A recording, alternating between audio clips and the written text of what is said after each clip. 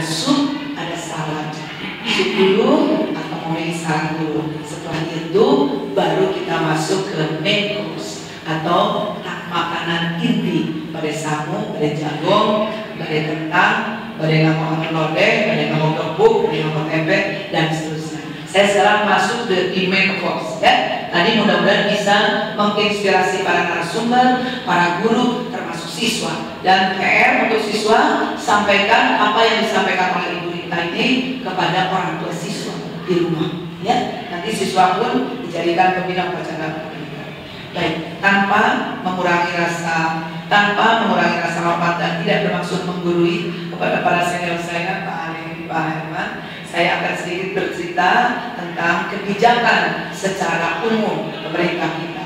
Kejadian kita duduk di sini sebetulnya belajar dari Finlandia, kerelawanan. Artinya keterbukaan dalam informasi dari berbagai aspek harus ada dalam ruangan ini. Ada yayasan, ada kepala sekolah, ada guru, ada siswa, ada TU, ada narasumber, ada aparat.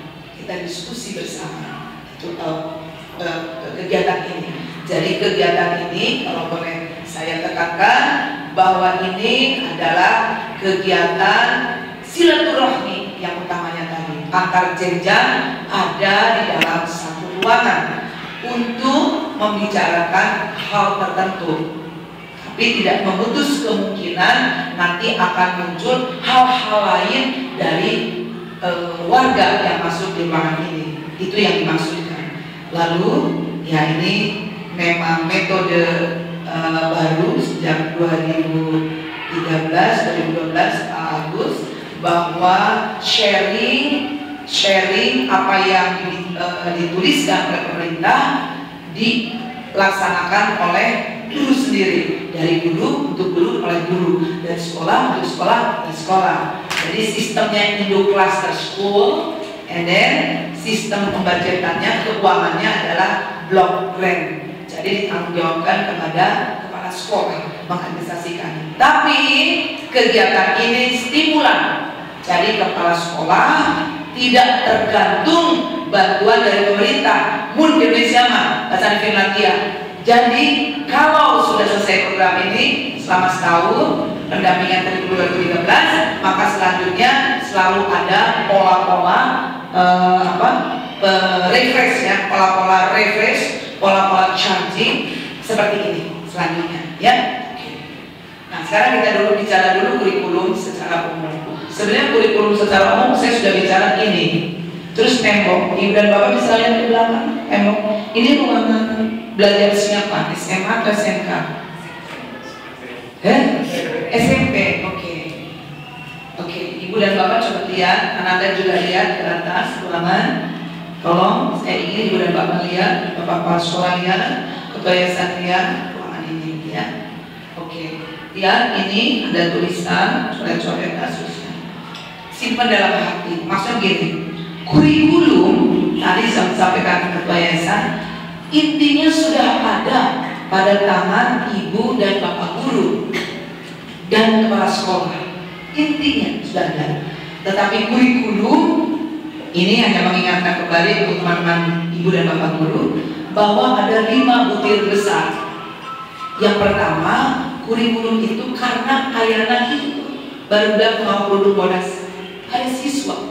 Jadi kurikulum itu karena ada orang yang kepengen belajar atau siswa kita sebut itu kurikulum. Mungkin kan kurikulum, mungkin kan siswa nggak ada guru bisa belajar nggak Ananda?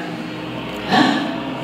Ananda berkumpul berberapa? 1, 2, 3, 4, 5 kumpul nggak ada guru, Ananda ada belajar nggak? Ada. Ngobrol kan? Diberi kacamata baru, ini kerudung dari kakak gue, belajar. Kalau tanya lagi di situ terasa. That is kurikulum. Terus lihat lagi ngobrol berlima, lihat ada sampah, diambil, simpan di tempatnya. That is kurikulum. Kurikulum. Jadi tidak perlu ada guru. Sampai ada kata-kata Pak Wali Kota Bandung yang sekarang dan sudah diulang kata-kata itu oleh beberapa pejabat. pejabat distrik, pejabat provinsi, pejabat Jakarta. Gurita di sekolah eta mah guru ge udah jalan asup KBKITB sampai padat seperti itu. Inilah guru, namanya guru. Jadi kurikulum pertama itu adalah siswa, orang yang mau belajar. Di kurikulum 2013 yang mau belajar itu kade, coba lihat pendahuluannya, bukan just student, tidak hanya siswa, guru kita pada titik tertentu jadi pembelajar. Hari ini kita semua, Ibu Rita berdiri sini juga jadi pembelajar, menyampaikan sesuatu dan menerima sesuatu. Lengkap, ideal kalau ada ibu dan bapak guru. Ibu dan bapak guru resmi lulus dari sebuah universitas, and then punya akta 4. Kade, kalau di sini ada yang belum punya akta 4 atau belum ada keguruan, sekolah dulu. Karena belajar metodologi mengajar dan psikologi siswa itu 2 tahunan, ya. Jadi harus guru profesional. Ada siswa, ada guru. Nggak ada gedung sekolah, bisa belajar nggak kita? Bisa sekali. Ikut di masjid kan tempat umum, ngadoan. Di warung bubur di ujung sana tadi saya berhenti sambil makan bubur terjadi belajar. Ya. Kemudian kurikulum 13 mengatakan bahwa belajar tidak selalu harus di gedung sekolah. Maka hari ini terjadi siswa yang 125, karena yang 5 dari sini belajarnya di luar gedung sekolah. Mudah-mudahan terkontrol oleh kolbu ibu dan bapak guru sehingga betul-betul mereka belajar walaupun tidak berada di rumahnya sendiri. Kita nggak lihat kan, tapi Allah lihat. Yang ketiga, ideal memang kalau ada seperti ini gedung sekolah ngan anu heset tuh tadi bapak ketua yayasan, bapak pengurus, bapak kepala sekolah dangdu, berita belum apa-apa ujung-ujung bicara bantuan bangunan, bantuan kelas. Karena memang ingin maju sekolahnya, mudah. Nggak kebagian tahun ini, insya Allah tahun berikutnya. Nggak kebagian dari pemerintah, kita punya networking dengan perusahaan, bisa lahir bangunan RKB. Tapi yang sulit, 10 kali lipat sulit adalah memeliharanya. Terus ayah bangunan, ayah ramah pelayan. Iya sekolah di kelas dipakai kan tiap hari, ya kan? Guru teh ngadeng di dia ngadeng ngical matematika, ngical aljabar, ngical bahasa Indonesia. Tapi belum ada, maaf kalau terus terang, guru yang sensitif, ya jangan. Lamun boga cek urut di imah, kau usah sekolah, bawanya besok. Ada yang bawa cek bekas, siapa tahu dari sekian ratus anak, umpamanya ini kelas SMA, siapa tahu dari sekian ratus anak ada 5 saja anak yang punya cek di rumah nggak pakai bekas sisa. Kayak warna biru, kayak warna koneng, kayak warna biru, wios, hiji kedua dari warna naon, pulas dari awal pulas di sekolah baru beda dengan hari ini. Keras, guru agama masuk ke sini misalnya. Guru bahasa Indonesia masuk sini, ibu mah mau belajar, lamun eta kuning ku ujang untuk dibersihan heula tuh, sok bersihan heula. That is pembelajaran. Jadi gedung sekolah pun kalau tidak dikelola dengan pemeliharaan jadi nggak gedung sekolah, ya kan? Ya mulai dari depan dan seterusnya, mohon maaf. Nah, dan berita Saur Pak Agus teh, teu aya arposna kangge ieu kirang. Mau kamari swasta korban kebijakan PPDB lalebet ka negeri seserna berita jangan kira kartosna. No, kepala sekolah dan guru yang visioner never menjawab seperti itu. Tadi sekali lagi siswa sudah bagian dari kurikulum. Diajak bicara, tiba-tiba Pak, Bu, ini mah sumbangan benar-benar dari papa, dan papa kerja di toko cek, tuh kan, dan seterusnya. Jadi ini ya. Kemudian gedung, masih bicara gedung.